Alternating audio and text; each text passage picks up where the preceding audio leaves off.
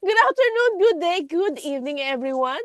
We are so back again. Na-miss ko yung pahiyaw-hiyaw ko na yun. Okay, so we are back again sa ating podcast. Today, we are on our episode 32. OMG, 32! And today, napaunlakan tayo ng isang kaibigan at ng ating mga kaibigan sa Bridges of Hope. Makakasama natin sila maya-maya. And bago lang natin umpisahan, nagpapasalamat na agad kami sa grupo na ito na talagang nagpaunlak at maibahagi kung ano yung ginagawa nila sa komunidad, lalo na sa Imus. So, natutuwa kami at sobra kaming nagagalak na kami napaunlakan para sa imbitasyon na 'to at natutuwa rin kami dahil may kwenta ang podcast namin ngayon. May maiaambag kami na maganda-ganda sa aming podcast. So with that, without further ado, ipapakilala na natin ang ating mga guests from Bridges of Hope, Cavite, na pangungunahan ng aming schoolmate at kaibigan na si Dan Milson de la Cruz. Thank you, Laila. Si Mick Bautista, no? Siya yung Center Director ng Bridges of Hope Cavite. And PJ Hilario is our Program Director. Meron muna tayong babalikan. Yung araw na yon, kung natatandaan nyo, bakit kayo umabot na gumamit kayo kung ano man yung substance na yan, kung ano man yung yung kinahiligan niyo. Dahil nga si Jimmer sa Sagolche, and then si PJ sa substance. Ikaw, Dan, saan ka ba na ano naman? Marami. Hindi mo sabi na-awkward ako. Since actually high school, substance ako, drugs. Meth. High school? Anong? Marijuana. Anong yan ka nun? Unang tikim ko ng marijuana and syrup and tablets is grade 6. Wow. Grade 6 Yes. Ang active mo nun sa sports. Siyempre, lahat ng addict, tinatago nila yon, hindi pwedeng malaman. Tinatago mo yan lahat. I-manipulate mo everybody, even yourself, manipulate mo minsan. Kasi alam mo na mali eh. So, tatago mo yan hanggat kaya mo. Lalabas na lang yan pagka yung talagang malalim na yung addiction mo and sumasablay ka na. Nakakagawa ka na ng mga bagay na hindi na makalusot. Bagay nabibisto ka na. Okay. Sige, balikan natin yung edad na yun. At the age of 12, grade 6 ka mo, gumagamit ka na. Ano, curiosity ka na lang or dahil sa kaibigan? Yung paligid, no? Surroundings, napakalaking factor nun. Kasi ang dami paligid sa amin, parang normal lang naman like nung 90s, diba? Parang pag nagmariwana ka, nanigarilyo ka, uminom ka, in ka na. Gusto ko kasi maging binata. At the same time, my father is also a drug addict. So, during my childhood days, nakikita ko na siyang tumitira. Mga tiyuhin ko. Okay. Parang normal na lang sa'yo. Okay. Pero ang reason ko nun is para ipakita sa kanila na, sa tatay ko pala, na pag nakita niya, I'm the only son kasi dalawang babae yung kapatid ko. Yeah. Ipakita sa kanya na nakikita ko kasi yung gulo ng pamilya namin eh. Pag nakita niya na yung batang anak niya pa, at my age kasi nakita ko na natulong na ako sa business. Pag nakita niya na nagda-drugs ako, baka tumigil. Or magising. As a child, 12 years old, ganun yung mindset ko na may pag-asa. Pero so, hindi na nagre-rebelde ka, in a way? Yung rebellion niya. Rebellion, at the same time gusto ko makita niya. Sama-sama na. Pero nasarapan din ako kasi. Ayun na. Yeah. And during my elementary days kasi mataba ako. Pero Dan, nakarating ako sa bahay ninyo. And then, ang tatay mo, na-meet pa namin. Maalwan ng buhay nyo, di ba? Parang, yes, hindi naman ayos. Yeah. Hindi pa ganun kabigat na unti-unti. Yes. Sobrang galing niya magtago ha. Kasi hindi ganun ang image na nung high school, remember? Yeah. Wala akong makikitaan ng ganun. Kumbaga walang hint na may problema tong batang to. Walang ganun, di ba? Yung advisor ko nararamdaman. Yung advisor ko which is si Mrs. Dadap. No first year. Nararamdaman. Late. That time kasi nagkakatay na ako ng manok eh. Kasi unti-unti nang hindi ginagampanan ng father ko yung trabaho niya. Isa pa yon yung reason na kasi kailangan kong gising ng alauna ng madaling araw para magkatay ng manok na ititinda sa palengke. Okay. So, pag gumamit ka ng shabu, Hindi ka Gising. antukin. Nung kasalukuyan yun ang ginagawa yun, gaano ba siya yung portion na talagang nakaka-addict? Bakit siya bakit siya nakaka-hook? Parang pag inumpisahan mo at nagdire-diretso, parang ano ba yung itchiness na yun na parang hindi mawala? Sa sugal po, reason kung bakit hindi mo matigil kasi at first, the reason why magsusugal ka is para manalo eh. Hindi ka naman makakaisip na magsusugal ka is para matalo. So, makaka-feel ka talaga ng yung tinatawag na thrill, tinatawag na excitement, and yung dopamine. Yun yung natural high na pinoproduce ng brain. Dopamine, yeah. Yes. So, pag try ng sugal, of course, mananalo at mananalo ka talaga. So, pag nanalo sa sugal, for example, 10,000 pesos, pag nanalo ka, so papasok sa isip mo na kaya ko palang manalo in a day ng 10,000. And mapapasok ka din siya. Kung nanalo ko ng 10,000, how long ako naglaro? For example, in an hour, nanalo ka ng 10. So, may tendency na kukumputin mo yon. Kung 1 hour, nanalo ako ng 10, in 8 hours, that's 80,000. 80,000 times 30, that's million in a month. 2.4 million in a month. So, paano ka mag-stop sa sugal? Doon po mag-start yung una kala mo you're playing because gusto mo lang siyang manalo. Yun yung umpisa eh. Pero pag natalo na yung nagsusugal, still, maglalaro pa rin siya ulit. And ang nagiging reason na is makabawi. Mabawi ko yung tempo. Naisahan ka na eh, oo. So, yung pangalawa, pangatlo, pang-apat, talo ka na, hanggang ang magiging ending, yung naubos na, still, maglalaro ka pa ulit. So, hindi na siya pumapasok dun sa kaya ka naglalaro at nagsusugal dahil gusto mo lang manalo. So, dun na pumapasok yung explanation ng gambling addiction. Kasi ang hinahanap na ng sugarol is hindi na yung manalo. Nagkakaroon lang ng manipulation and justification yung mga tao na pabalik-balik sa sugal. Na kaya lang ako nagsusugal, gusto kong manalo para sa family ko. Kailangan ko lang mabawi para sa family ko. Pero nakikita mo na yung nangyayari, lumulubog na yung buhay. Marami ng mga nasa sacrifice because dun sa talo ng sugal. And still, nagsusugal pa rin yung tao. So, bakit? Bakit? Yun yung maraming tanong eh. And they think na yung sugal is okay kasi legal siya. Maraming may casinos, may online. So, parang yung ibang nagiging philosophy nila, kung bawal yan, bakit legal? Bakit pinapayagan? Yeah. Bakit pinapayagan? So, pagka na-hook ka na doon, ang hahanapin mo na is hindi na yung manalo. Nagiging justification lang siya and you're trying to manipulate na yung sarili mo. Pero ang hinahanap na ng nagsusugal is yung feeling. Yung pakiramdam nang pupunta ka ng casino. Yes! Yung paligid. Yung paligid, yung ilaw, yung amoy. Yung vibe, yung energy, positive. Yun na eh, yung kahit nga masama pakiramdam mo, malaman mong pupunta kang casino, parang nawawala. Papunta ka pa lang, masaya ka na. Papunta ka pa lang. So, hindi para manalo na. Yun inuutos ng brain na, kasi very powerful yung brain eh. So, Kinikilig-kilig pa nga ako. Kikiligin talaga. Mas hahamakin mo ang lahat. Yes! Sa pag-ibig. Correct. Malakas ang yung tulog ng coins, di ba? Yes! Sabi ko nga sa mga to, napapanaginipan ko yung scatter, pati yung emperor. Yung pangiti-ngiti kapag meron kang free games at saka meron kang nasa bonus. Ay grabe, inabot talaga ako nang hanggang umaga nagwawalis na yung sa carpet, may nagwawalis na tapos maliwanag na. Doon na lang ako umuwi. So ayun. Yeah, during my time po. Paparehas na nga ako. Kaya ko magsugal ng straight na 8 days eh. Walang tulog, walang uwian. So nasa casino lang ako ng 8 days straight. Hindi ko napapansin, hindi na pala ako naliligo. Hindi na Ay, teka, saglit. Jumir, ang dami mong pera.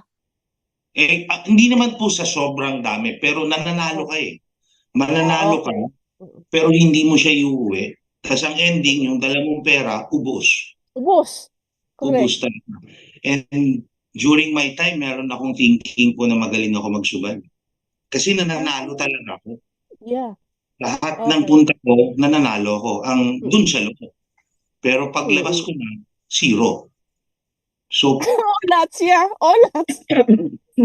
Olat. Kaya humahaba yung ko kasi nananalo ko. Kaya lang, ang ending, zero din. Hanggang umabot na kailangan ko nang mag-make up ng story para makautang. Make up ng story para sabihin ko sa family ko na may business akong sisimulan. So sila very supportive. So umabot na ako. Kumapit na sa buto mo yung yung ginagawa mo. Oo. Anyway, sige. Doon na ang mundo ko. At least ako kasi, may portion pa ako na nagagawa ko pang ipagpag, na parang na-shrug off ko pa na parang, hoy, yung ganyan din iniipon ko ako na dati. pang bakasyon, huwag mo ubusin sa sugal. But you're always welcome sa amin.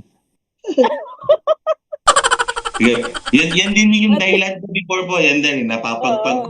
Hindi pa ako, hindi ako natatalo, panalo pa nga. Pero hindi ko na malayan, kinain na ako ng sistema. Pero saglit, may realization din kasi ako afterwards na parang, 50 mil na ha?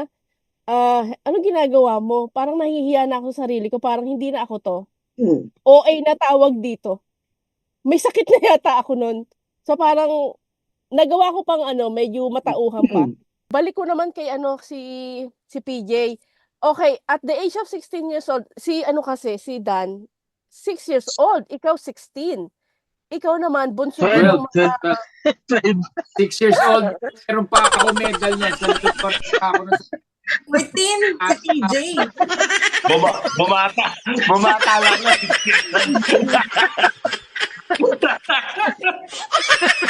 Grabe ka naman, 6 years old. No, I mean grade 6. Nakapagpas sa formula na 14 si PJ. PJ, ikaw, anong bubog mo? Anong problema mo? Hindi ka ba mahal ng mama mo? Ba't ka nag-drugs?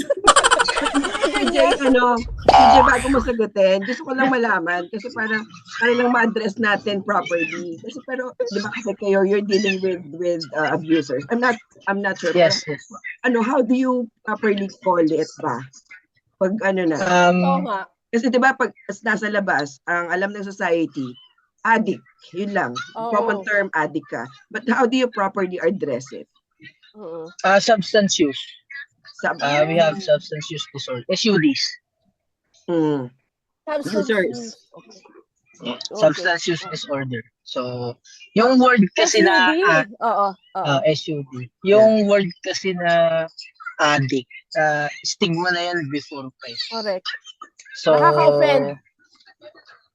So, doon siguro sa tao na hindi pa dumaan ng program. But for me kasi, if you call me addict, I can explain or I can process it. Mapaproseso ko siya ng hindi ako masasaktan eh. Kasi kapag tinawag kang addict, okay lang sa'yo. Kumbaga parang naiintindihan okay lang. Na. It's not, I'm not in the place to be proud of. Pero, yung pagiging addict ko, marami na maitulong sa akin, saka ituro. And doon ko nakita yung sarili ko, how to help someone like me. Anyway, sige, balik ko nga doon sa tanong, bakit ka gumamit? Bukod doon sa mga friends mo, kamusta ba yung sa pamilya mo? May revenge ka rin ba na parang aspect kaya mo nagawa 'yon? Dun sa family ko, yung dad ko sobrang bait. Yan. Tapos yung mom ko at a young age nag-abroad. So nagpunta siya ng Israel. Okay. Nag-OFW siya that time. So, okay naman. Maayos naman yung family ko that time. Maayos yung mom and dad ko. Maayos yung mga kapatid ko. Nag-start siya nung umalis yung mother ko. At first, di ko naman nakikita eh. hindi ko pa naman siya nakikita that time. Pero nung umalis siya siguro, may part na naging rebelde or sinisi ko siya dahil wala siya ng time na nag-graduate ako. Lumalaki ka. Oh, okay. Wala Nagtampo siya ka. Parang gano'n, nagtampo ako na siguro ngayon hindi ko siya masabi nagtampo kasi pumapasok sa akin yung program na kasalanan ko naman eh. Hindi ko naman pwede sisihin yung mom ko. Pero that time, yun yung feeling. Wala ka kasi. Tapos yung dad ko, yung father ko that time, hindi naman siya yung typical na dad na paggagalitan ka niya. Oh, yeah. Yeah. Gagawin niya sa'yo. Teka, di ba sabi mo ang tatay mo mabait? Kaya somehow nag-reason siya. Kasi parang walang pakialam, gano'n? Parang Hindi siya ka walang pakialam eh. Tuturuan ka niya na ikaw mismo makaka-realize doon sa bagay na ginagawa mo mali.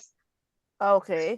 So, alam niya eh. Alam niya nag-start ako mag-drugs, alam niya nag-iinom ako, alam niya na puro kalokohan yung ginagawa ko. Pero never siya nagsabi sa akin at tigilan mo na yan.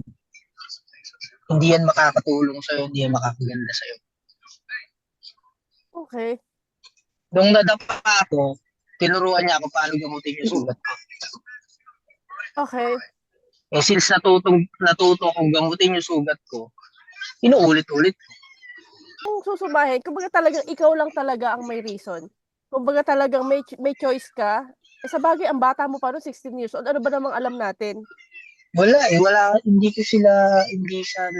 dun sa point na i-blame dun sa dad ko, dun sa mom ko na umalis. Choice ko talaga siya eh. Bakit ko ginawa yun. Ano yung pinaka-todo na nagawa nyo dahil sa addiction niyo? Nawala ka doon. Muntik ko lang binenta yung Pilipinas po nung time na yun. Wala lang ako. Kasi I can understand, talagang ibebenta mo lahat, isasanla mo lahat para lang may puhunan ka. Nanay ko nga, muntik ko na isanla eh. Hindi ako pinaka-worst ko nung nakilala na akong group sa casino. Na yung ng bangko, mang-hold up nung na pasama ng nila. Kasi parang ang sa akin, gusto ko nang makuha ng malaking pera para mag-enjoy ako sa sugal eh. Naging ka na, oo. Kasi nung time na yon, wala nang takot, wala ka nang pakialam sa pamilya mo, ang naiisip mo na lang is sarili mo tsaka kung paano mo magagawa yung gusto mo. Yun yung sa tingin ko yung pinaka-worst tsaka yung pinaka-todo na. Wala na akong pakialam sa nararamdaman ng family ko. Ayun. I don't care kung ano nang nararamdaman nila. So para sa akin, that's the worst thing, yung mawalan ka na ng pakialam sa pamilya mo. Hindi na sila nagmamatter sa'yo. Umabot ako sa puntong yan. So, yun po yung sa akin. In-associate ko na yung sarili ko dun sa mga pusher sa amin na nasa watchlist. Tapos, so, muntik ka pala matukhang? Muntik ako makulong. Okay. Muntik na. Kasi yung mga sinamahan ko that time, yun yung mga binabantayan ng mga pulis sa amin, mga inaantabayan na nila kung kailan darating. So, sumama na ako sa mga taong yun. So, muntik na. And hindi lang ako nasabihan that time ng kaibigan ng tatay ko na isama ako sa mga nakulong tsaka nahuli. Eh, sa iyo naman, Dan, how about you? Substance. Actually, after is drugs, then alcohol, then womanizing. Nung high school kasi, di ba sabi ko nga kanina, parang gusto ko lang ipakita sa tatay ko pero hindi talaga yun yung reason eh. Nagustuhan ko na, nasarapan na ako eh. Nag-enjoy na ako. Nag-enjoy na. Kasi nung tikim ko nung grade 6 actually, kaya ako tumikim kasi interesado ako sa shabu kasi daw nakakapagpapayat, hindi ka raw kakain. That time, grade 6 ako sa Imus Pilot. May niligawan akong first year high school sa II. Binasted ako. Kasi mataba daw. Okay, fine. During high school naman, itago ko pa siya, no? Nung college. Oo, Dan! Sumasayaw ka pa ng So I saw the signs. Diba? Kaya ako hindi naging officer. It is because, di ba, meron akong excessive absences. It is because always using drugs na and then nagkakatay ako naman, hindi na ako nakakapasok. Yun yung mga time na mas gusto ko pa yung, hindi na ako makapag-function nang wala. Parang wala confidence. Dependent ka na, okay. Dependent na. Then it get worse nung nag-college kasi nung nag-college, nangungupit na ako eh. I mean, kulang na ng kulang. At the same time, kasama na ako sa mga tulak. Nagbabagsak na kami ng maramihang shabu gamit. Meron akong owner type jeep nung araw, di ba? Yeah, you have. Ginagamit na namin yun para mag-deliver. Para makalibre ako. Yun na yun. Okay. And then, nung nag-asawa na ako, tumigil ako actually nung nag-asawa ako. Kasi nakita ko yung wife ko, si Joy. Christian family sila. Mabait siya. Alam ko, sabi ko, siya yung magbabago sa akin. Pero, napaka-powerful ng addiction. Tinalo nun yung pagmamahal ko, tsaka kasi grandparents ko, parents ko, broken family. So, tinalo nung addiction ko yung sinabi ko sa sarili ko na hindi ko hahayaang magkaroon ng broken family nun. Okay. Kasi sobrang, mas gusto ko hindi na ako mabuhay ng walang drugs eh. Hindi ako makilos nang hindi nag-shashabu. Hindi na rin ako makaharap sa tao nang hindi nagmamariwana. At dumating ako sa balik na, instead na hindi ka makatulog dahil sa shabu, baliktad na yung tama sa akin. Para makatulog ako, kailangan ko tumira ng shabu. Na-reverse? Yes. Kasi gano'n nakatindi, kakalat ang substance sa buong sistema mo. Yung dosage mo kasi, maano kasi ako eh. I don't know, mas gusto ko palakas ng palakas, parami ng parami. And lagi kong sinasamahan yung mas matatanda sa akin, which is gusto ko maging belong sa kanila. Kasi naghahanap na ako ng father image siguro. Gusto ko yung mga matataas na tao kasama ko. Pero maling mga tao. Actually, ang gumising sa akin doon, nung nagtrabaho ako bilang civilian security sa Imus Public Market, pinasok ako ng PNP doon. Then nag-positive ako doon sa mandatory drug test. That was the time deciding wife ko na makipaghiwalay sa akin. Okay. Pero prior to that, lahat ng mga cabinets, pati mga padlocks na bubuksan ko para lang makakuha ko ng pera. Ay, grabe. Tahas ng wife ko na nabenta ko, nasanla ko. Pati yung hardware ng biyanan ko, napapasok ko yung hardware. Bubuksan ko yung bolt, tsaka lahat. Siguro, kasi nagnanakaw ka na. Yes. At nang-orbit din sa mga sugalan, sa mga peryaan. Oh my gosh. Pati mga illegal vendors, kinukuhanan ko sila ng pa 10 piso hanggang sa mga 500 ako in a day. Pero nga, nung nag-positive ako, nakipaghiwalay yung wife ko, doon ako nagising. Sabi ko, hindi ko na talaga kaya. Pero awa ng Diyos naman, nung after 2 weeks, noon may-apply na ako sa barko eh. Nakalakad ako. That's the time, kaya ako nakaiwas. Dito nagsa-psychiatrist na rin ako, ako ng mom ko. May mga anti-cravings medicines na ako noon. Pero nabalik. Nagkataon lang talaga na napakabuti ni Lord sa buhay ko. Pinasakay niya ako ng barko. And that's the time naman na, kasi nga, gusto ko lagi ako yung bida, ako yung malakas eh. Nung nasa barko ko, I work with different nationalities, di ba?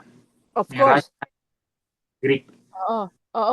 Inom naman lagi doon. Pero yung drugs, iniwasan ko na talaga yon. Kahit na mga sa South America, sa mga lugar na maraming drugs, iniwasan ko na. Yung lumakas.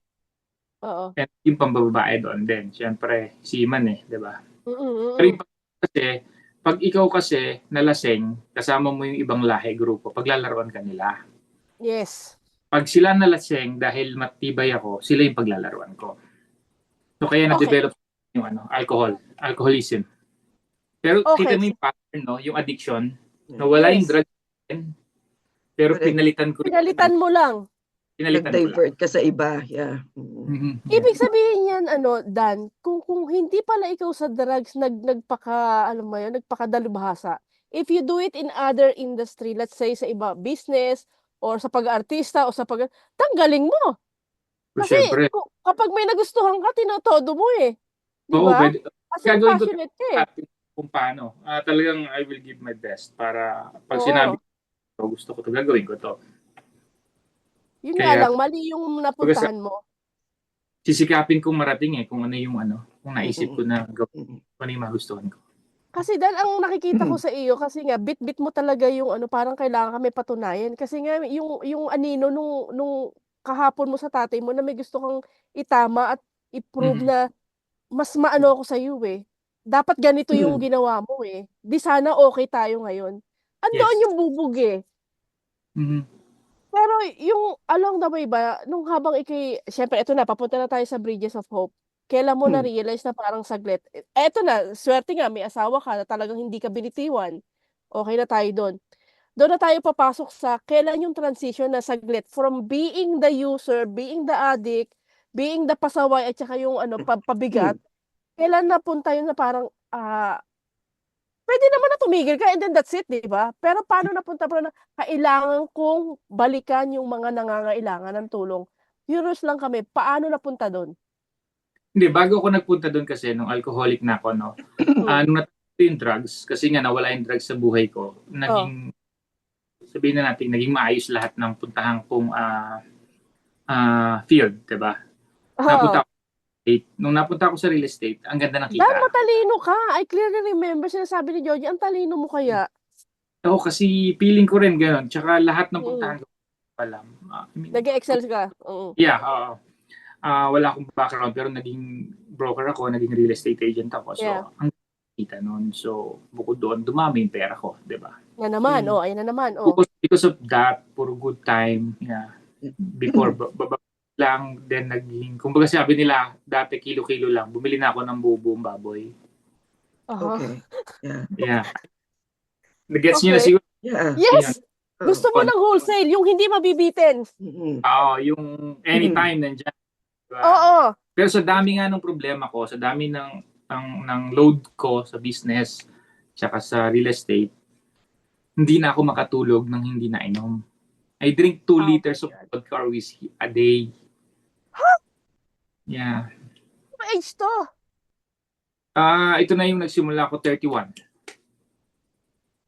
Nasa real estate. Kasagsagan yan? Okey, sige. Ang daming nangyari. Yung pinaka-worst kaya ako nag-turnaround is lagi ako may baril eh. Pag Yeah, nalalasing yung yes. yeah, pag nakaway kita, babarilin kita. I mean, parang ganon. Oo, Pero oo. ng pangyayari sa bahay na dahil nga syempre nang bababae ako, maraming problema, galit yung wife ko. Kinuha niya yung baril ko, tinutok niya sa akin. Nung tinutok niya sa akin, nag-agawan kami. Kasi hindi ko alam, kaya niya ba itong gawin or hindi. Pero the fact, Teka, ano ka nun, sober ka nun nung nangyari yun? lasing ako noon. Oh my God. After the Okay. pandemic, 2020 yun. Nung 2020, tawag dito, pagkatapos ng lockdown, free na uli, bukas na. Sarado yung mga bar, pero nakakapagpabukas ako ng bar. So ngayon, nag-inom ako, pero akala ko kasi, pinuntahan ko na naman yung girlfriend ko. Mhm. So yun, pero wala. Hindi. Kaya galit, syempre, hindi mo masisi sa dami ng Yeah, pinagdaan, dami ng Yes. sakit. Nakuha niya yung baril ko sa bag ko, tinutok niya sa akin. Okay. Nagagawan siya, tumutok ko yung baril. Sa loob ng bahay. Kanino tumama? Nag-bounce lang yung bala pero walang tinamaan sa aming dalawa tsaka sa dalawang anak ko. So, yun yung parang yun yung turnaround talaga. Sabi ko, uy, kung ako yung tinamaan, okay pa. Pero kung tinamaan, kahit although hindi ako nagsimula nun, kung tinamaan yung anak ko or yung wife ko, baka hindi ko kaya patawarin sarili ko. Okay. It has to happen. Naghiwalay kami yung that night. Then, Oh. inom pa rin ako after 2 days. Yung 2 days na wala ako, inom ako ng inom. Gusto ko pumunta ng US, kung saan man. Oo. Pero wala rin mangyayari. Natagpuan ko yung sarili ko sa Bridges of Hope. Paranaque. Nagpunta ka lang mag-isa? Yes, ako mag-isa. Inubos ko muna yung 1 litro ng whiskey. Grabe. Ako volunteer. Kasi alam ko, wala na akong pupuntahan. Bumabalik na ako sa mga I mean parang sabi ko, sige, kung ayaw niyo sa akin, wag na. Hindi ko naman kasalanan, di ba? Pero yung Holy Spirit, kumikilos eh. Yung divine intervention nandyan. Mm. So, hindi ko alam bakit naisipan ko na maghanap ng tutulong sa akin. Kasi hindi ko na kaya kasi yung problema sa alcohol, it's legal. Mm. Kahit saan pwede kang bumili. Correct. Pero basta nakainom ka na, distorted na rin ang takbo ng utak mo, di ba? Oo. Pag legal siya, medyo nakita ko na mali. Kasi yun nga, hindi mawala sa isip ko yung pagputok ng baril. Oo. Hanggang ngayon naalala mo pa siya. Yeah. Pagpunta ko ng facility, hindi ko rin kayang pumunta doon nang hindi ako lasing. So nag-inom muna ako na Correct.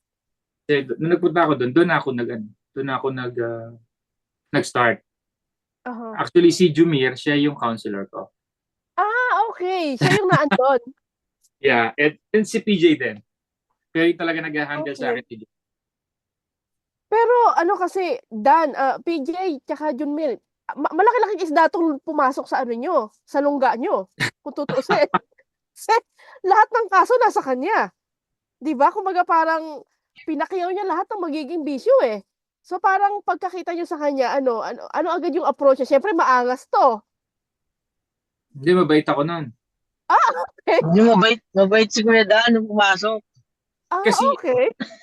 Gusto ko talaga is ayusin sa sarili ko eh. Gusto ko talagang, help. Kailangan ko ng tulong. Helpless ka na. Oo, sarili helpless ko, ka na. tulong kasi. Nakita ko na yung mga nangyayari na, although kala ko kaya ko, pero hindi. May mga nangyayari na naapektuhan na yung pamilya ko. And worse, kung may tinamaan to, baka may namatay sa pamilya ko. Naku, hindi mo mapapatawad ang sarili mo. Hindi talaga. Oo. Hindi So, talaga. yun, ang tanong, nung pagpasok mo doon, so ang unang na lumapit sa'yo, si PJ at saka si Junmir, ano yung una mong sinabi? Sino ba yung nagsalita? Like, paano mo binuka yung bibig mo na parang kailangan ko ng tulong? Paano ba? Hindi, wala. Nung nasa loob ako, natulog lang ako kasi lasing nga ako. Okay. Pagising ko kinabukasan, natauhan ako. Bakit ako nandito? Hindi mo matandaan? Alam ko, pero hindi ko alam ba't nag-decide ako. So, ang daming nangyari na I think, hindi ako yun eh. I think may tulong na nangyari sa Totoo. Okay. Ang tanong kasi doon, so kung si Dan ang pumasok sa inyo, ibig sabihin siya yung pinaka-recent addition sa Bridges of Hope. Kumbaga, naandun na sila Junmir, kumbaga, na-redeem na nila yung sarili nila, ikaw, kakapasok mo pa lang. So, ibig sabihin, Junmir, kayo, nung nakita niyo siya, nakita niyo yung sarili niyo sa kanya? Yeah, definitely po, definitely. Oo.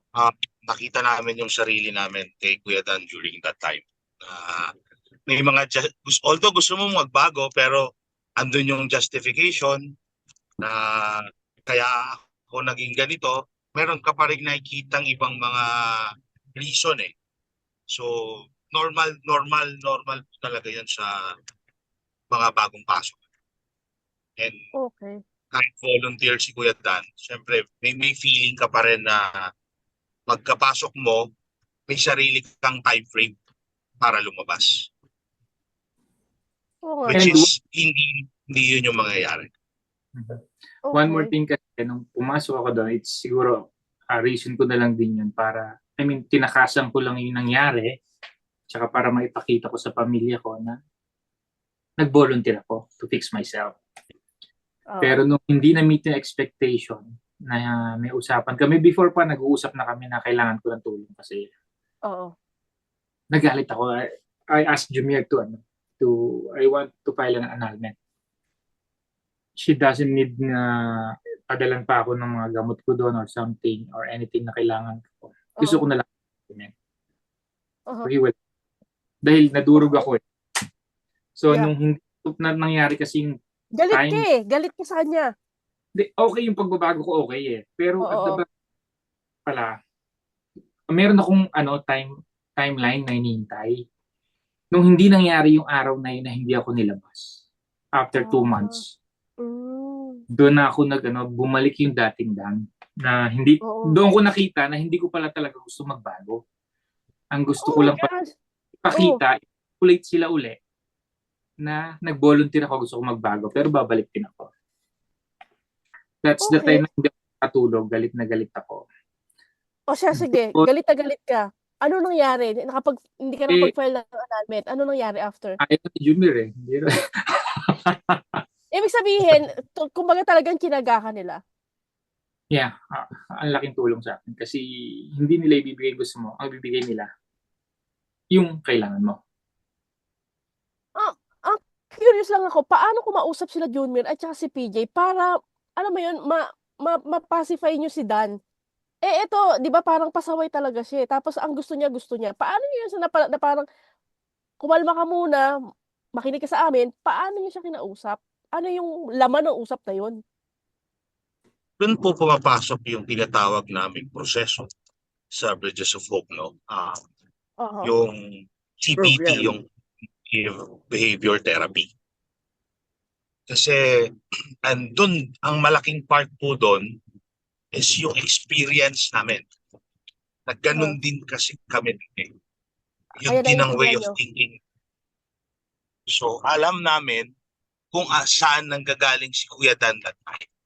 For example po, no, yung time frame na sinasabi ni Kuya Dan, pagpasok niya, meron siyang sariling time frame na may usapan Mm. sila ni Ate Joy na Oo. ganitong days, ganitong months, basta pumasok ka, ilalabas na kita. So, yun yung pinangahawakan ni Kuya Dan. Oo, okay. Yeah. Ngayon hindi nangyari. Galit na galit si Kuya Dan. Ayoko lang kumain. Dito Oo. na lang Oo. yung BP ko, yung sugar ko, gano'n na si Kuya Dan. Oo. Ngayon, paano po namin ina-approach, no? Yes. Katulad na, merong promise or usapan si Ate Joy and Kuya Dan na hindi natupad. So, Oo. naramdam time na yon ni Kuya Dan, galit na galit siya. Doon siya Oo. nangyari. Kasi feeling niya, he was betrayed. Ginagago niyo ako eh. Oo, correct. Nalik ko lang kay Kuya Dan yung tanong. Oh. Before marrying your wife, anong pangako mo sa kanya? Oh, shit. Anong pangako mo sa kanya? Di ba alagaan mo? Ingatan mo, hindi mo sasaktan. Ginawa mo ba? Saglit, Junmir, iiba na tawag ko sa'yo. Father na. Father Junmir. Kasi, So, okay, yeah. so yun, yun medyo siyempre kami pong mga recovery, mag-iisip nga kami. Nung kami yung hindi natupad yung pinangako sa amin, Magagalit din. namin ginawin yung mundo. Pero nung kami yung nangako, okay lang dapat yung pamilya namin kahit hindi namin ginawa. Yeah. Oo nga. Tama. Actually, Okay. Oo. doon ko nakita yung mga mali ko. Kasi nilason ako nung hindi natupad.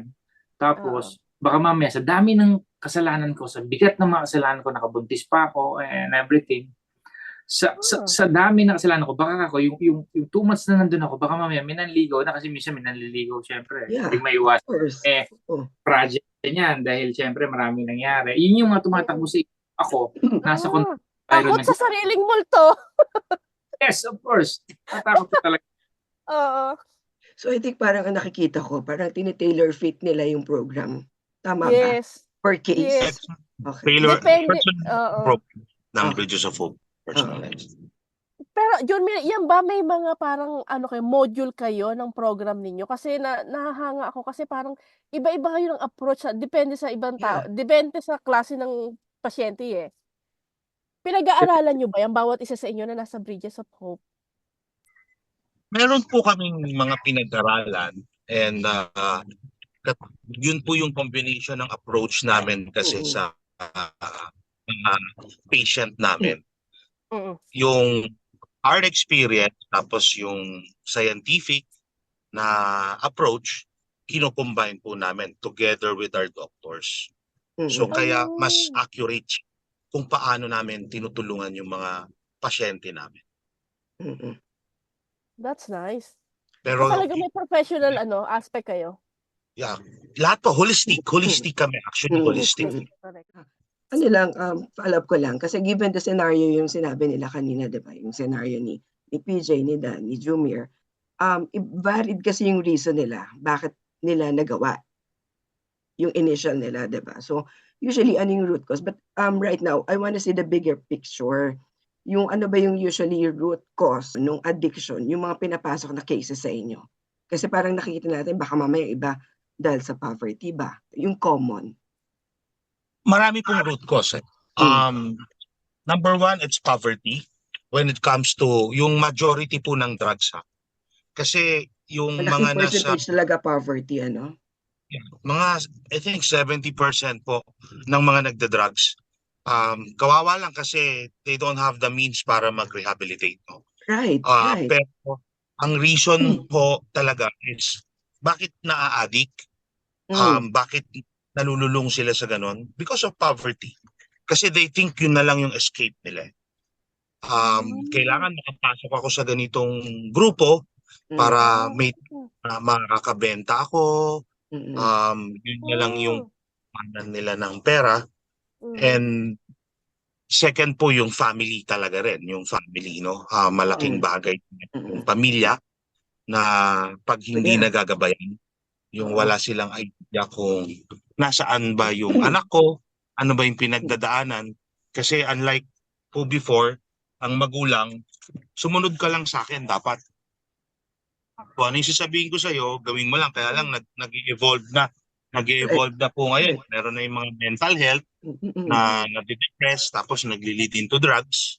So, masyadong malawak na po. Kaya meron din kaming ginagawa na awareness po sa mga tao for them to understand bakit ba nagkakaroon ng addiction. And yung next po is yung inheritance.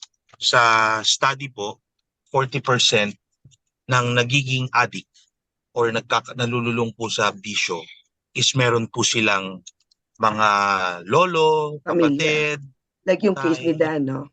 May family member. Yeah. So, even ako po, pag trinace ko, meron. Hereditary. Okay. Correct. 40% po, 40%. Follow up ko, Jumir, kasi diba sabi mo number 1 talaga poverty. Yun ang hindi ko magets actually Kasi bilang nasa labas kami ng, kayo yung kasi nasa industry kayo talaga ng rehabilitation and all. Pero since kami yung nasa labas, ako personally, hindi ko siya magets bakit nalululong pa sa drugs and or kung anong addiction man na na. Pero parang pag meron ka ng problema sa pamilya mo, sa buhay mo para makasustento sa araw-araw, pero nagagawa mo pa siya. Kumbaga meron ka pang pag-sustain dun sa addiction mo. Yun ang di ko mag-get. Ito po yung reason. Sa amin po, sa Bridges of Hope, syempre kung titignan mo, we are a private rehabilitation. Yeah. So, lahat ng nare-rehab na spoiled po. Not 100%, pero mga 90%. So, paano po pumapasok yung poverty? Yung poverty po yung overall talaga. Kung titignan mo yung Pilipinas, mas marami pong addict na mahihirap. Why? Yeah. Yun po yung pinakamabilis na outlet. Yun po kasi tatakbuhan mo yung kahirapan eh. So, punta ka doon. Masarap po ang pakiramdam pag nakashop. So, parang feeling mo nawawala yung problema mo and at the same time, ka, powerful ka. Pwede kang magbenta. Diyan na lumalaki yung market mo. Pwede kang magbenta. So, doon po pumapasok yung poverty talaga. Sa study po, malaking bagay yung poverty and yung poor governance. Or ang naisip ko naman, Jumir, since parang salat ka nga doon sa ibang mga bagay. For example, hirap ka na nga bumili ng pagkain mo araw-araw, makapag-provide sa pamilya mo. Parang itong isa, ang bilis i-access, nakukuha mo yung power or yung parang nandun yung, di ba nandun yung strength mo? Kasi nga hindi mo makuha sa iba eh. Hindi mo ma-provide sa iba dahil hindi mo kaya. Ganun. I-handle din po yung mga nasa slum area na yung nagkatokhang po. So, meron kaming mga tinutulungan na ganyan. So, pag tinatanong mo sila, ito po talaga yung typical na mga taong hirap yung buhay. Pero ang dami nilang addict. So, pag tinanong mo sila, bakit mo kailangan mag-drugs? Wala ka nang, hindi na ganun kaalwan yung buhay. Tinatapon mo. Correct. Ang rason po nila is, kung pakikinggan natin, parang ang babaw, pero doon talaga sila umikot. Siya, kuya, magda-drugs kami ng worth 300 pesos. Okay. So pag nag-drugs ako ng worth 300 pesos, in 2 days hindi ako kakain. Kesa bumili ako ng... Wow. Kaya pala. Okay. Drugs yung pakiramdam po na ang... Kasi nagulat ako kasi like, di ba kanina meron akong pinost kanina. Doon sa profile ng drug abusers ng Dangerous Drug Board. ang common talaga ng mga gumagamit, mostly pag substance abuse, mostly ang monthly family income nila is about 13,200 lang per month. Which is, 'di ba, nasa ano ko ba, talagang ang mababang low income talaga yung ano mo. Yung mga nakikita natin or yung mga lantarang addicts or yung nakakagawa ng mga krimen, pagnanakaw, ito yung nasa poverty na sitwasyon. Poverty line, yeah. Pero yung mga well-off, mga mayayaman talaga, maraming mga drug users or drug addict na may kaya. Pero hindi natin, itatago nila kasi kaya nga itago. Correct. So lahat, anytime, pwede silang bumili ng drugs na hindi Accessible, nila no? Or gumawa ng ibang mga kalokohan, di ba? Right. Ay tatago nila yun. So yung mga addicts na gano'n, iilan lang lumalampas sa yung nakikita or nalalaman natin. Pero maraming professionals, doctors, lawyers, maraming professionals tayo, even politicians na drug addicts. Sabi nyo, kayo nga, di ba, hindi nyo nakita ng drug addict ako during high school? Next nga sasabihin ko, ikaw nga naitago mo eh. Dahil magtago si Dan. Sumasayaw pa nga eh. Halimbawa, ako, adik ako.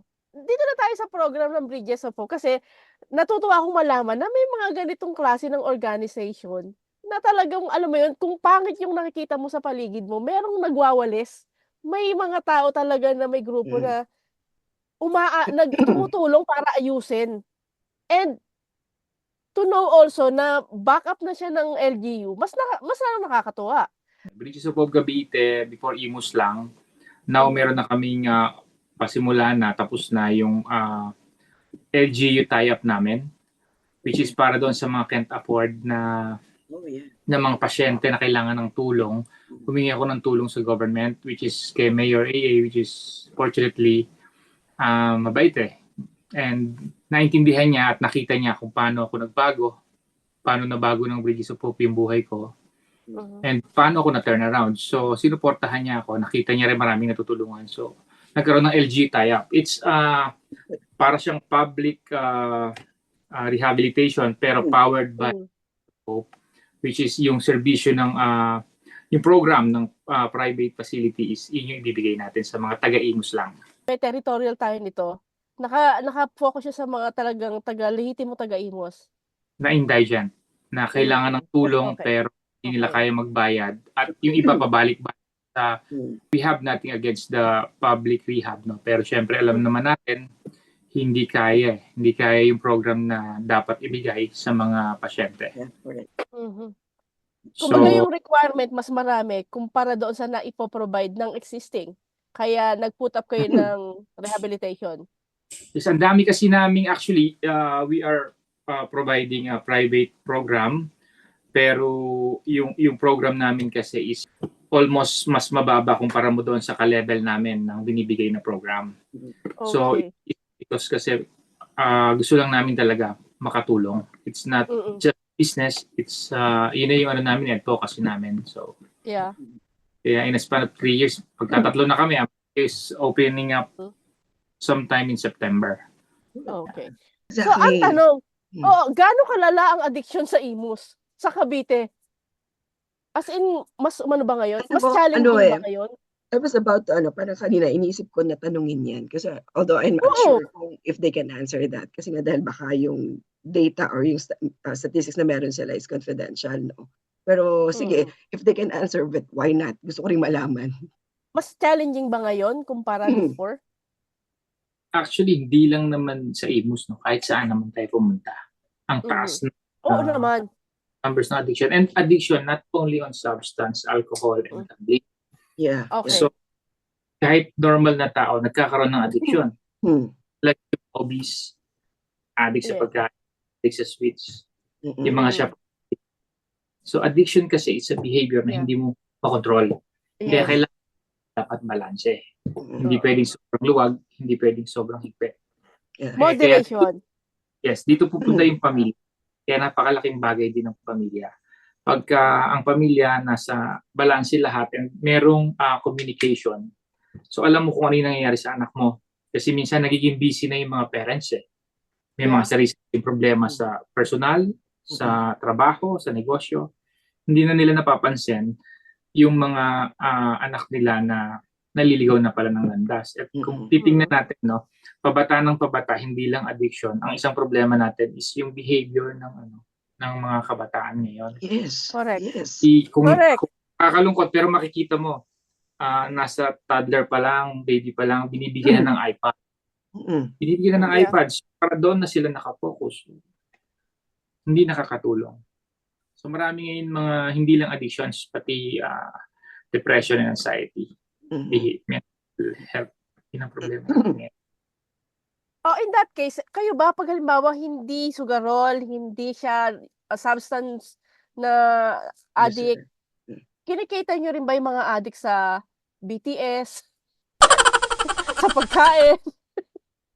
Yes So, po. diba? We Talaga? cater to all kinds of addiction. Kasi So, behavioral talaga. Okay. addiction ng ibang tao na pag sinabing drugs, yun lang ang na-addict. Pag Exactly. sinabing Yun nga eh. alcohol na lang. Unfair. Oo.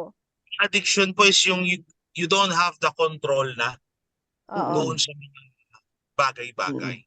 Kung BTS yung addiction mo, pero nag-spend ka na ng sobra-sobra na marami ng nasasakripisyo or hindi mo na nagagawa yung responsibility. Isisend akong listahan sa inyo nung mga addict.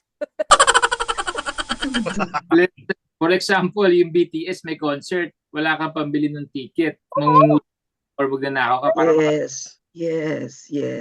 So, ibig sabihin pala yung pagsha-shopping sa Lazada at saka sa Shopee. Absolutely. Online shopping. Correct. Oh my gosh. Tama din. Okay. Kinds of addiction. Okay. May mga bagay kang rin doon sa Lazada na hindi mo naman kailangan, nakakalat na. Yeah, para lang yung sa feeling mo dapat lagi may nilalagay sa cart.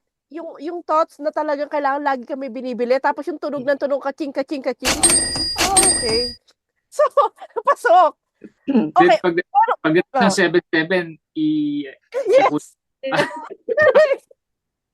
So, ibig sabihin pala, hindi lang talaga particular sa substance, sa sugal, yung kinikater ninyo.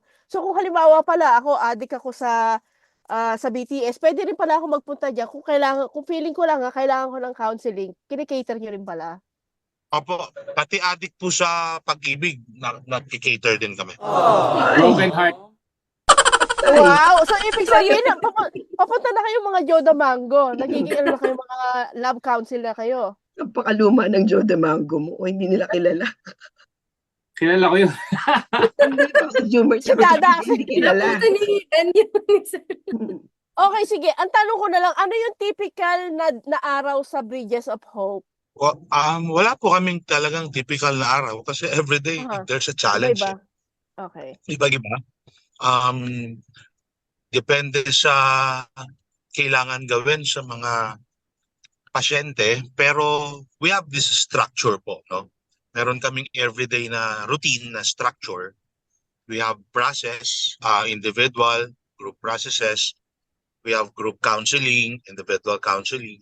So, yun yung typical po. Pero we have to adjust, depende po sa kakailanganin ng mga pasyente natin.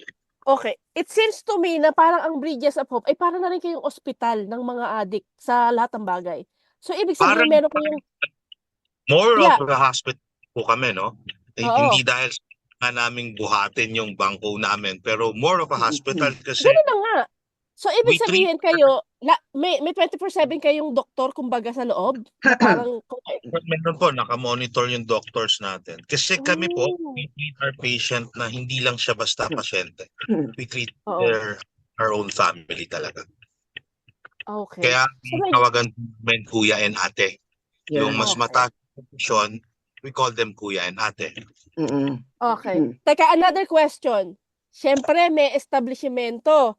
May mga nakapwesto dyan ng mga tao. Paano yung facilitation yung pera? Siyempre, may gastos yan. Logistically speaking, may pera yan. Sino yung gumagastos? Sino yung nagpopondo? Pag ako ba pumasok dyan, may kailangan akong bayaran? May package ba? Pag gusto kong magpagamot, magpa-counseling, paano ba? Siyempre, yung family member. Oh, okay. Family member. kailangan syempre masustain yung pangangailangan, no? Yung food, yung mga staff, Yeah, yeah. so expenses, and then syempre mga kailangan din natin. Kasi hindi lang, pati yung physical condition kasi ng isang patient kailangan alagaan natin. Of course, yeah. May dietitian tayo. So, meron nga sa aming napunta, gusto lang mamayat. Oy, pwede pala yun. Oy, ilan tayo? Kailan So, tayo? ibig sabihin, Dan, yung Bridges of Hope, marami siyang aspeto na kung gustong ayusin sa buhay at sa sarili niya. Hindi lang pala talaga basta sa addiction. Sa maraming bagay rin, para iayos ang utak, kumbaga, okay. Yung character building kasi tayo, ayusin natin kasi yun ang problema. Watch out, no? Mabanggit ko lang din. Ang isang alarming sa atin, tumataas ang suicidal rate sa yes. kahit saan. Yes. Depression. Lalong nanghina yung mga kabataan ngayon. And marami sa mga nagsusuicide is mga teenagers. Exactly. Yun nga yun eh. So parang... It's alarming. Nawala na yung physical activities kasi. Especially no pandemic. And yun nga yung sinasabi ko kanina na yung sa batang edad pa lang gadgets na. So hindi na sila kapag-interact sa kapwa nila or sa mga kabataan. Right. O yung socialization nawawala. Kaya pagka na-disappoint or nabigo, nag-break lang nung jowa, yun na. Jowa, oo. They try to hurt themselves. Yeah. How about spiritual counseling? Meron din kayong ginagawang... Actually, spiritual counseling, yun yung number one kasi. Kailangan nating patibayin yung faith ng tao. Yeah. Faith, wala tayong yan. Hindi kasi tayo pwede mag-relay lang sa sarili natin. Bilang tao, mahina tayo. Kailangan natin matanggap yun. Kasi pag hindi natin natanggap na mahina tayo, lagi nasa isip natin malakas tayo. Yeah. Walang mahina. Correct. Kaya natin na meron tayong Diyos. Tsaka pagka yung faith mo nandyan, lahat na susunod eh. Once na sumunod ka, pananampalataya, everything else will follow na. We have these 4 pillars kasi number 1 si God. Of course. Kasi pagka wala kang pananampalataya, so magdedepend ka lang sa sarili mo. As human nga, we are weak, di ba? Mahina tayo. Natin yun. So, minsan nga sa double rice lang, natitempt tayo mag-double rice, di ba? Diba rice, inaano nyo rin pala.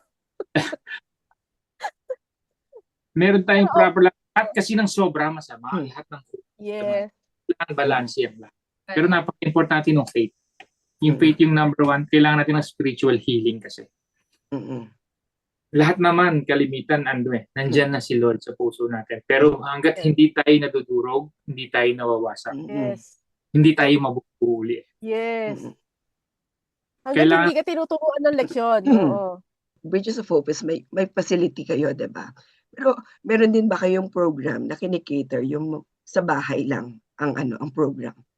Online? Like hindi ko hindi not really online, but hindi ko na kailangan pumunta dun sa facility. May mga ganun bang scenario? And who is deciding that? For example, ako. Yes, Jumeir. Yung online po and yung tinatawag na yung nasa labas na, we cater po yung mga ganun, pero latter part ng program. They have to be admitted muna sa loob. Alright. Okay. We call it reintegration phase. Okay. So, basta by default, you need to be rehabilitated on-site, dun sa facility. Yes po. Okay. Got it. The reason po yung ginagawa at the early stage yung online na or outpatient na tinatawag. Kasi we cannot observe po yung pasyente. Again po, we have nothing against po sa outpatient program. Yeah. Pero during the outpatient program po kasi, may oras ka lang. For example, in a day, meron kang session in 2 hours, for 2 hours, 1 hour. So, ang ipapakita mo lang po doon, yung gusto mong maipakita. So, doon lang din magiging basis kung doctors mo or counselors mo or kung sino man po yung addiction professional, doon po sa pinapakita mo. So, paano po matutulungan yung isang pasyente ng hindi mo po siya nakikita, ng na-stress siya, lungkot siya, galit siya, masaya. So, hindi po natin talaga mabibigay yung more accurate na tulong. Okay, so the program may not be as effective, no? Kung nakikita mo talaga. Ano po, proven po talaga. Proven. That's why ang Bridges of Hope po, 15 centers na all over the Philippines. And good to know din na, kasi kanina diba, sinabi ni Dan na meron ng parang meron na ba existing na ba or magkakaroon ng program for the indigent na abusers? Existing Actually, kahit andyan na siya, no? We might start this month. May hinihintay lang kami mga accreditation, DOH. Sa ngayon, yung mga patients na hindi kaya, na tumatanggap, may mga sponsors tayo or minsan talaga. Ayan, minsan yung sweldo ko, binibigay ko na para pang monthly treatment ng isang pasyente kung talaga kailangan tulong. Pag nakita mo yung patient na, I mean, wala na pag-asa sa buhay, gusto niya na mamatay, nag-last na tatanggapin. Pag naubos ngayon yung sweldo ko sa mga tao, kukunin ko na yung kay Jamil tsaka yung kay TJ. Oo, ay sasabihin ko paano pag minsan kasi andito na kami, no? Hindi lang naman kasi pag nakita nyo I mean, yung kinikita natin, yung pera kasi ano yan pag kami nakita ko or may natulungan ka na isang tao na nabago ang buhay,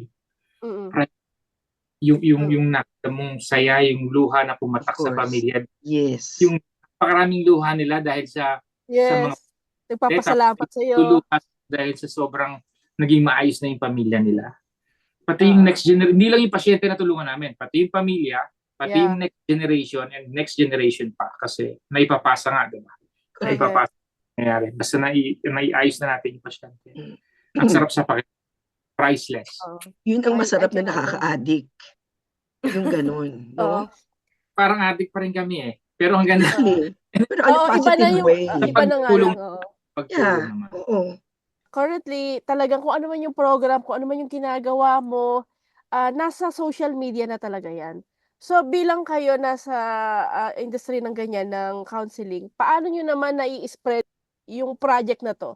Like, para ma-widespread siya. Parang maraming marating, maraming maabot ng magandang balita na merong facility na handang tumulong sa inyo, you just have to approach us. So, paano yung drive nyo na yan? May mga ginagawa kami na sa social media. Nagiging active kami to post mga learnings namin, learnings na pinagdaanan namin.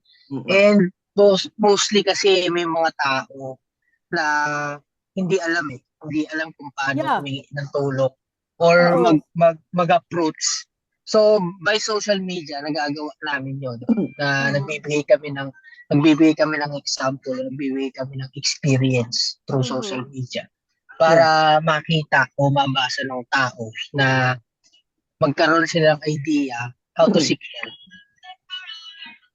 Okay. So, sa ngayon ba, yung Bridges of Hope, kumbaga parang malayo-layo na rin kahit paano ang nararating nyo. Ang dami yung na-touch na tao. So, ano pa ba yung mga plano in the future ng Bridges of Hope? Ano pa yung mga aabangan namin, yung tipong talagang mga nakalaan pa na mga dapat makikita nyo na ginagawa sa Bridges of Hope? Yung mga mga program pa, kung ano pa yung mga ihahanda ninyo para talagang mas marami pang matulungan. Actually, ang isang ginagawa namin ngayon is nagkakantak na kami ng mga seminars, nagtutok kami sa mga factory, sa mga schools, barangay. Yun yung mga susunod namin. Nag-outreach kami, meron kami mga outreach program para din ng mga completionist namin, ng mga sa aftercare na kung ano yung pakiramdam ng nakakatulong ka.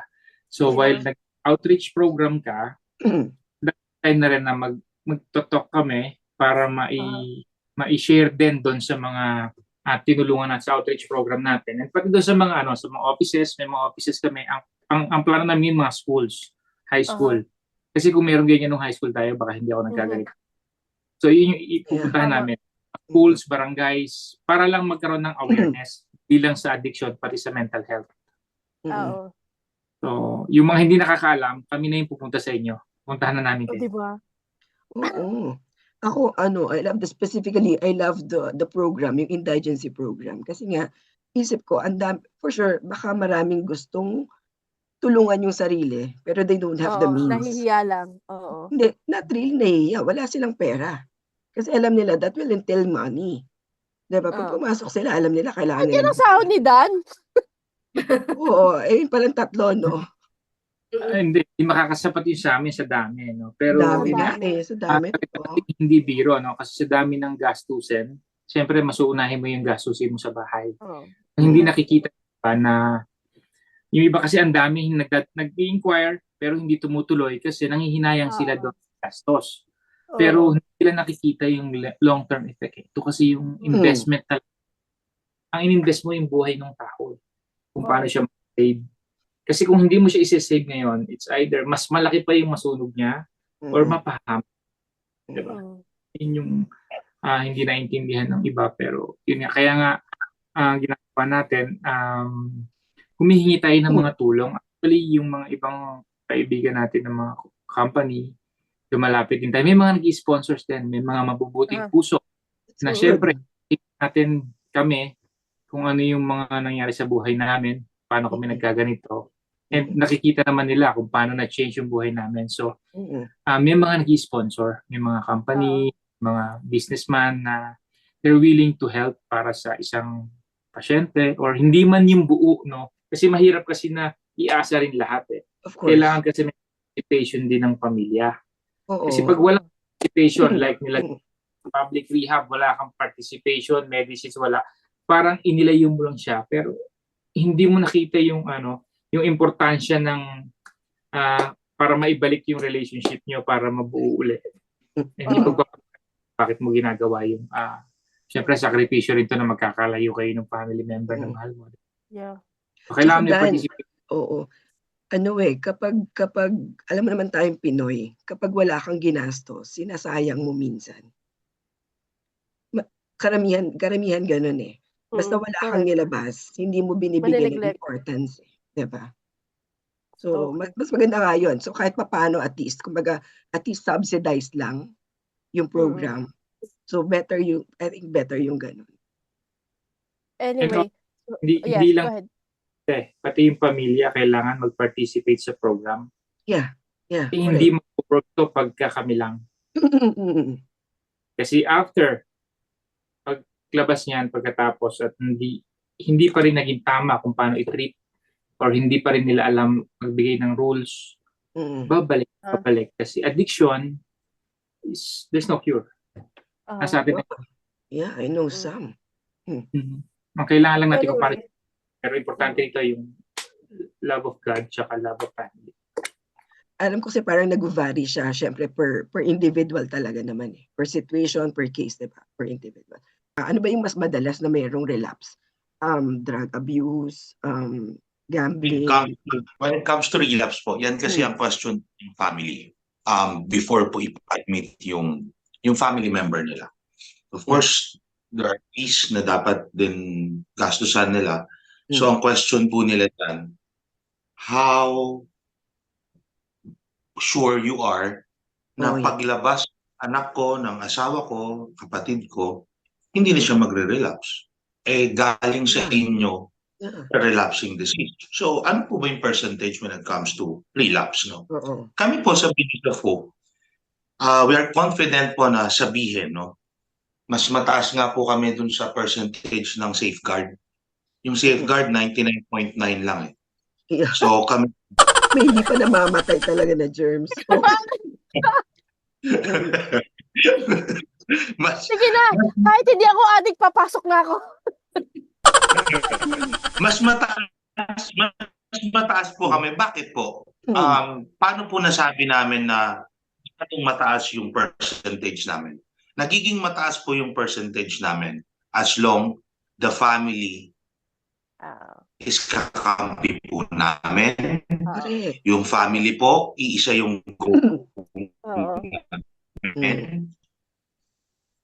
kasi kung kahit ano pong gawin namin po doon sa pasyente, pag hindi nila gagawin po, pumapasok yung malaking relapse. Pero kung gagawin po nila, I can assure you po, mas mataas kami kay safeguard. Okay. Like us po. Kami po yung patunay. Nung Yeah. nakinig po yung pamilya namin kung ano yung dapat nilang gawin as family member, eto po yung resulta. Kami nila Kuya Dan and PJ. Mm-mm. Okay. Okay, you're saying about the family, no? Dapat may support din ng family. Pero ang ano ko naman, paano pagbaliktad? For example, meron bang mga senaryo na syempre talagang kalimitan naman talaga ng gustong magpa-rehab, for example, yung family member. Kunyari, meron akong kapamilya na gusto kong ipasok. Ako yung nagpo-push talaga. Pero ano yung ginagawa niyo sa ganun? Kasi meron for sure yung merong abuser na ayaw talagang pumasok. Pero yung family member, yung gustong i-push yung pamilya nila. Si Junmer, hinila, di ba? Ako po natutulog. Binuhat ako eh. Actually, Pero paano yun? So, kasi parang, yung hindi ba sorry. 0.9% sila yung ayaw. Yung 0.01% ako yun. Wow! Oo nga, no, kasi ikaw kusa.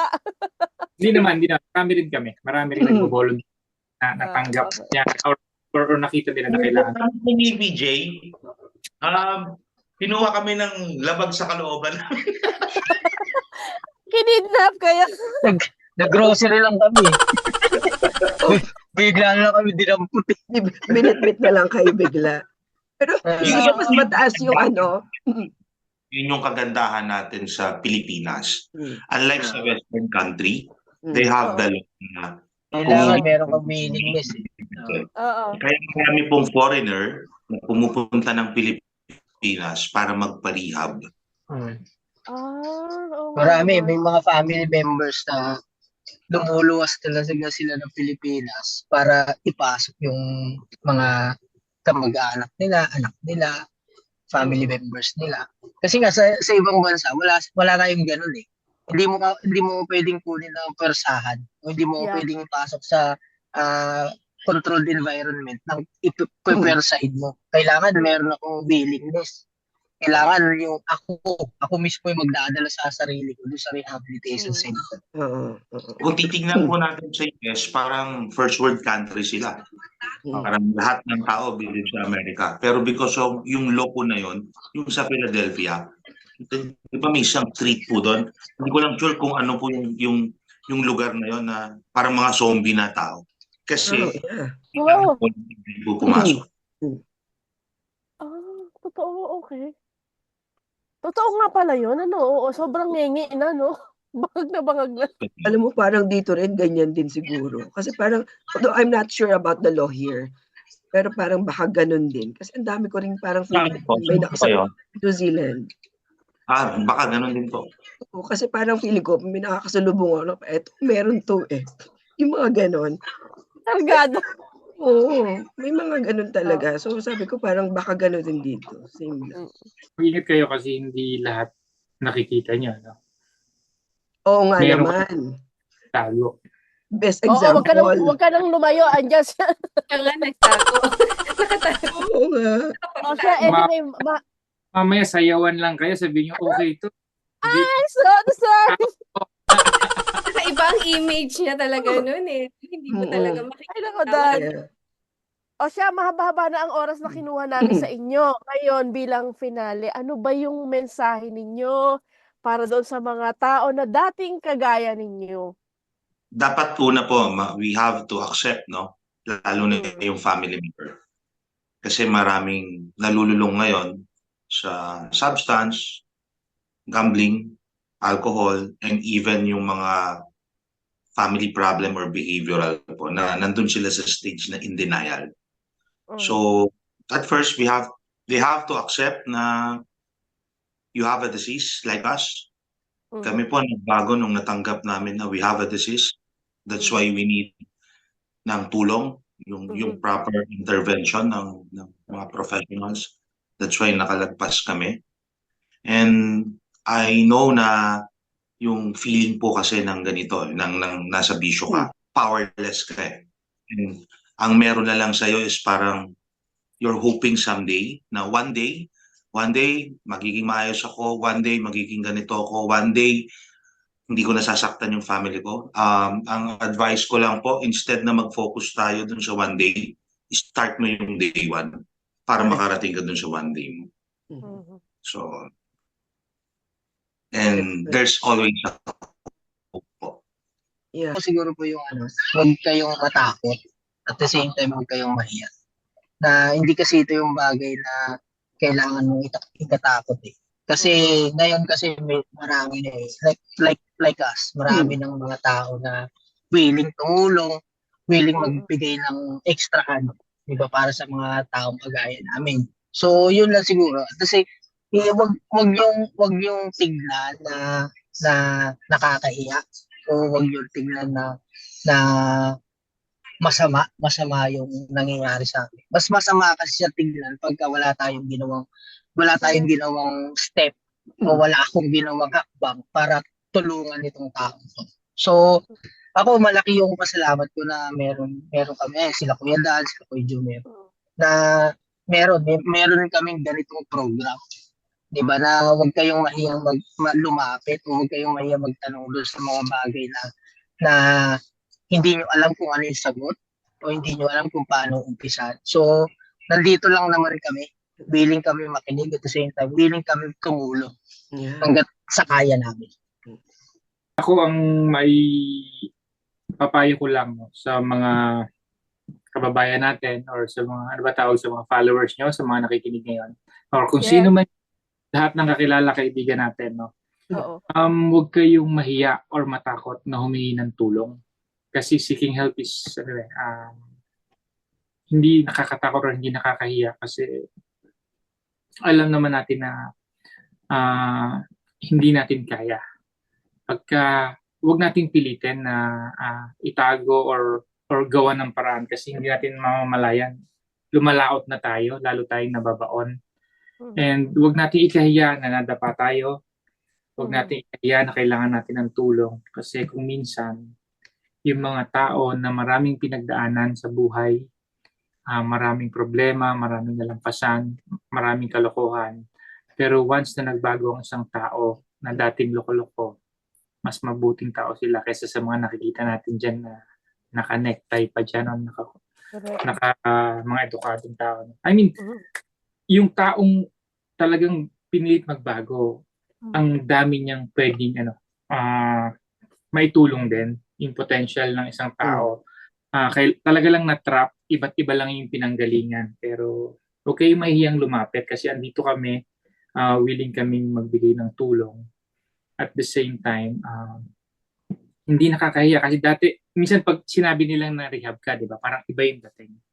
Parang ang pangit pakinggan. Ang nakakahiya kasi kung nanggaling ka doon, inulit mo pa uli or ginawa mo pa, yun nga. Hindi namin kinahihiya to kasi itong mga bagay na to, ito yung nagpatibay sa amin. Ito rin yung nagpapalakas sa amin para magbigay pa ng tulong. Kaya kung kailangan nyo ng tulong, anytime open kami. Nandito kami. Alam namin yan, naintindihan namin kasi we've been there. And that. Nakakatuwa sa inyo, hindi kayo manghuhusga kasi alam nyo ang pakiramdam. Yun yung assurance. Yes. Correct. Galing kami dun eh. Pinanas namin lahat yan, iba-iba. Kaya iba-iba rin kami. Mga staff pala namin.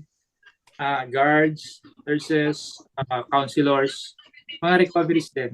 Iba-iba kami. Lahat. After ng program, pag nagkaroon ka ng puso, you will start to volunteer eh. Yun na yung, gusto mo na rin kasing tumulong kasi alam mo kung gaano kahirap na nandun ka sa isang madilim na sitwasyon ng buhay mo na gusto mong makawala pero hindi ka makaalis. Diba may gusto kong bumait pero di ko magawa. Totoo yun. Yeah. The first stage pa lang ng addiction, gusto mo nang itigil pero wala ka nang magawa, helpless ka na. Kaya kailangan mo ng tamang tao, tamang lugar na tutulong sa'yo. Yeah, correct. Okay. Let's break stigma po. Yung boto namin. Ako nga gusto mag-volunteer.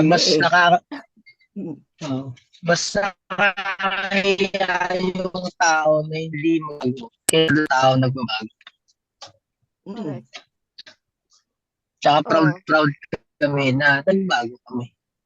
Yes. So, hindi namin yun kinakaya. Kahit na na-rehab kami, duman kami sa program. So, proud kami na ito yung pinagdaanan namin.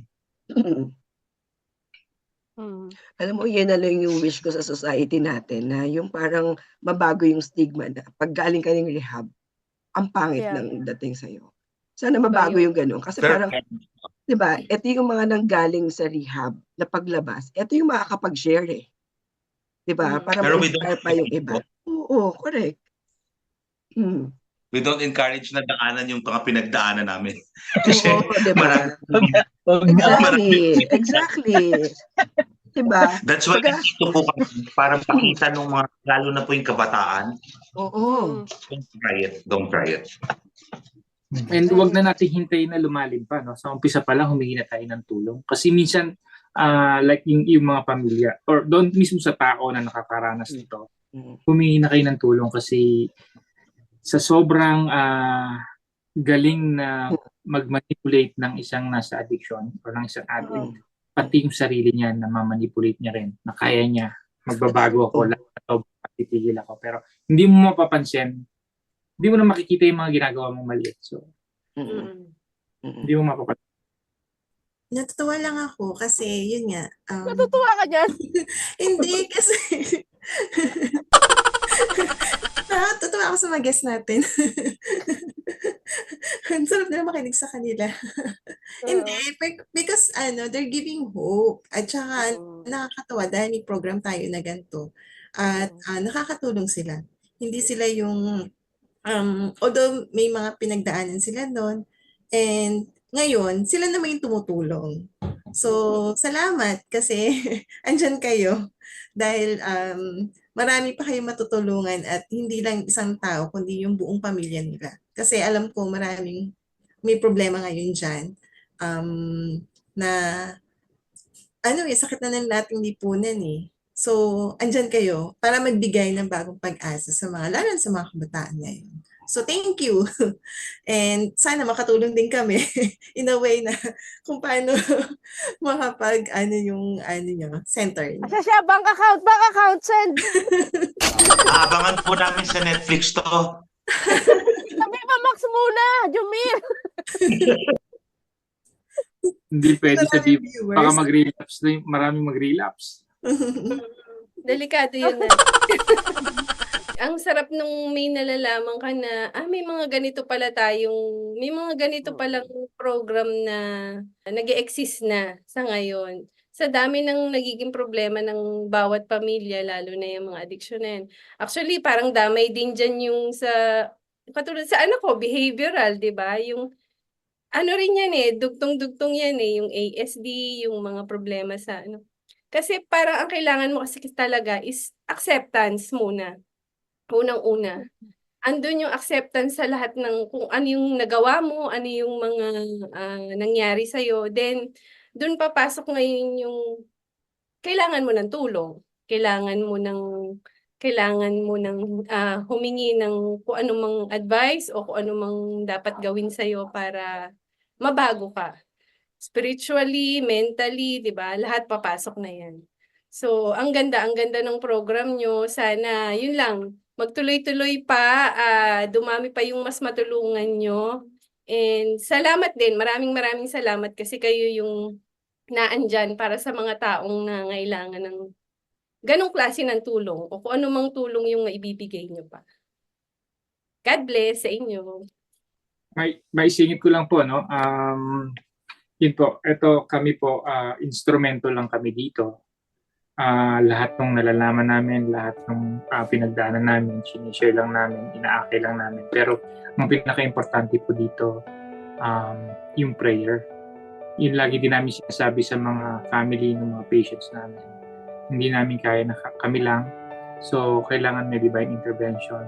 Prayer po, number 1 na pinaka-importante sa lahat para mabago po natin ang isang tao. Kailangan po manalig tayo na may Diyos na hindi tayo pababayaan.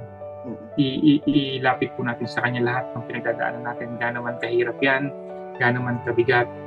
Pero hanggat naniniwala tayo, nananampalataya tayo na mayroong Diyos na buhay, malalampasan po natin lahat ito. And gagamitin po yung mga taong katulad namin and yung mga magiging patients pa namin din, magiging kasangkapan din para tumulong sa inyo. Yun lang po. Salamat. Alam mo, iba na tatawag ko kay Dan. Pastor na to. Papuntang pastor na to. Why not? Di ba? Totoo Alam mo naman yung kasi kung wala lahat yung wala yung oo. na yan, wala ang Diyos sa buhay mo, wala talaga lahat. As in, andun na lahat yun di ba? Oo. Actually po si Kuya, siguro may part na natulungan ko siya, pero nung nagkasama kami, Mas si Kuya mas Dan po lumakas.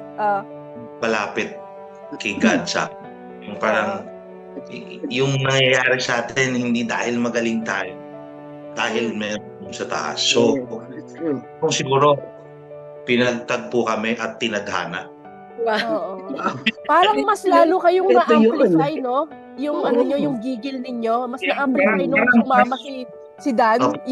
Yung energy ni Dan, no? Mas kasi isa po yung pag nag-uusap kami, isa yung gusto namin eh. Oo. Parang nagtitinginan lang kami, alam na namin na isa yung gusto namin, tumulong, Nice.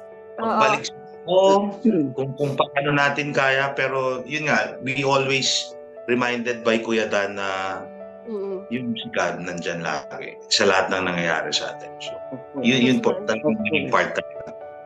Ako naman, like what I said earlier, kasi specifically, I'd love to hear that indigent program thrive.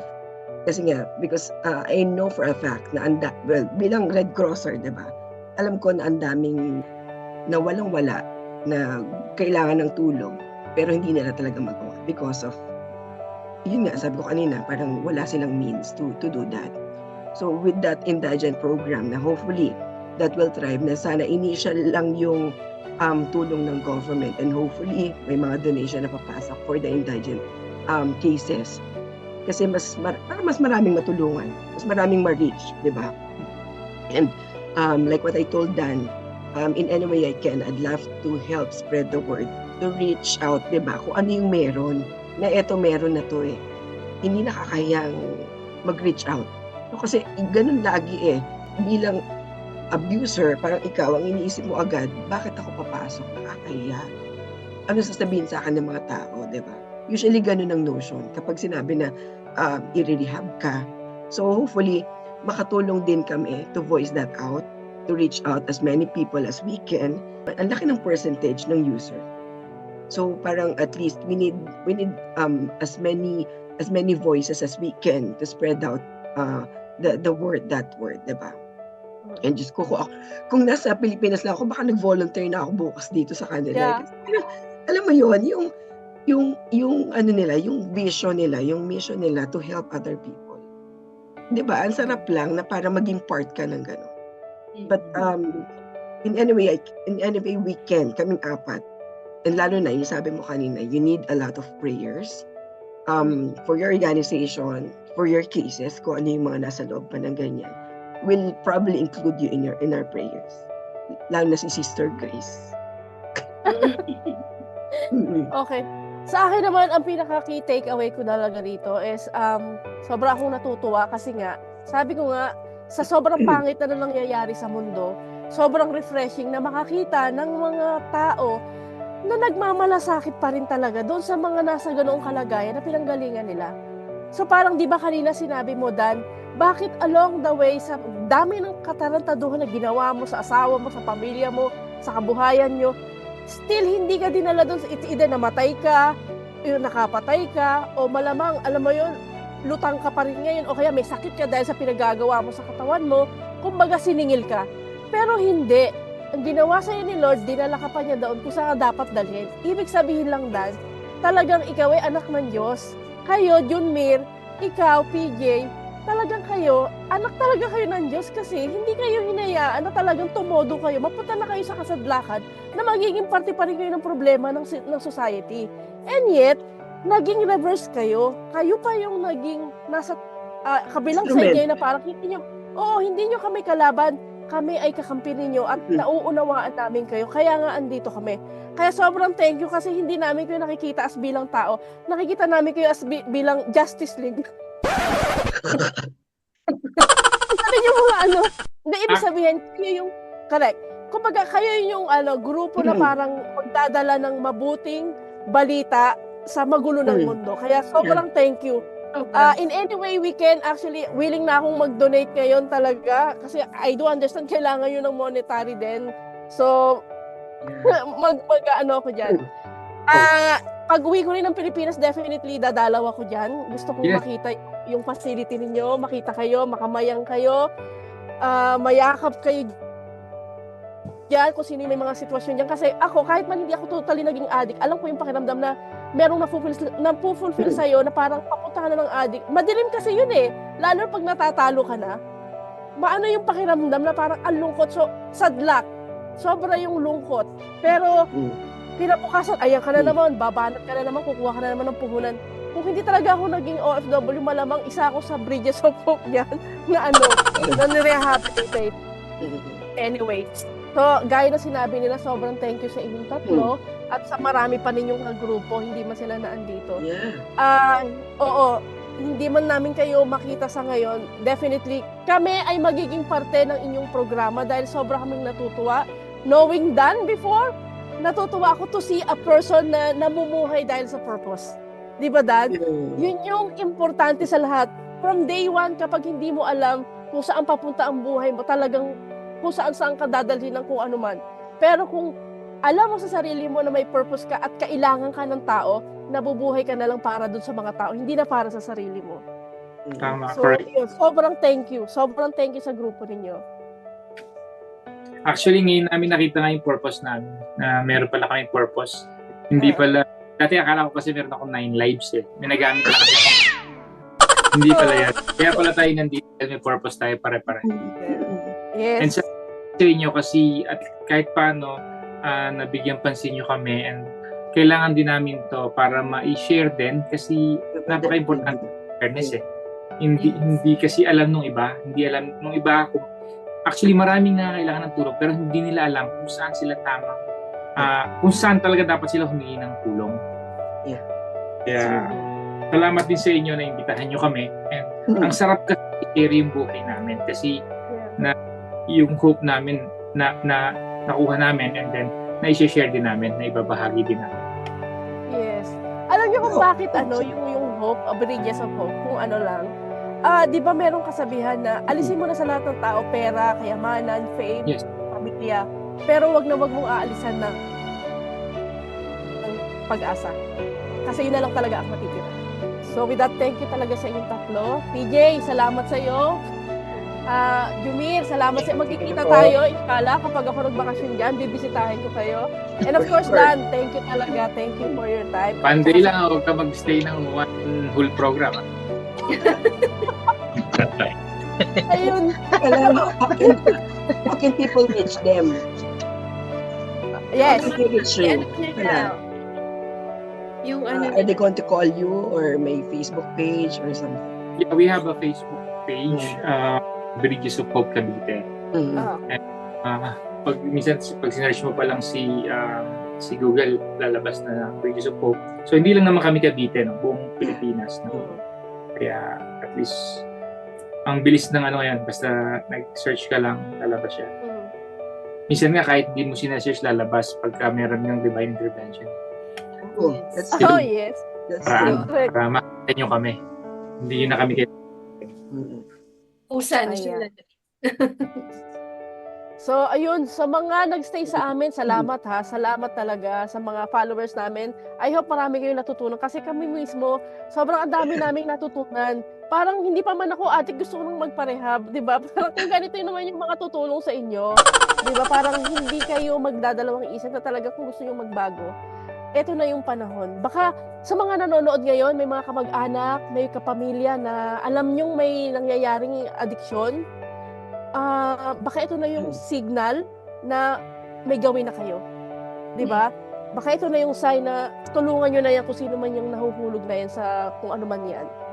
And so, sa mga followers namin, thank you. Continue to support us. Galing din ang Bridges of Hope. Ipaki-like yung page nila and spread the word na merong Bridges of Hope na tumutulong para sa mga kababayan natin na naliligaw ng naglas. And so with that, we thank you all. And of course, lahat ng ito ay binabalik namin ng kapurihan sa Panginoon. So, again, thank you for everyone for coming and for spending your time with us. And we'll see you again next time. And Thank so you. with that, bye and good night. Thank you. Thank you again, Dan. Thank you, PJ. Thank you so much. Thank you, PJ, Dan, Thank you po. Jim Thank you po sa inyo. Thank you.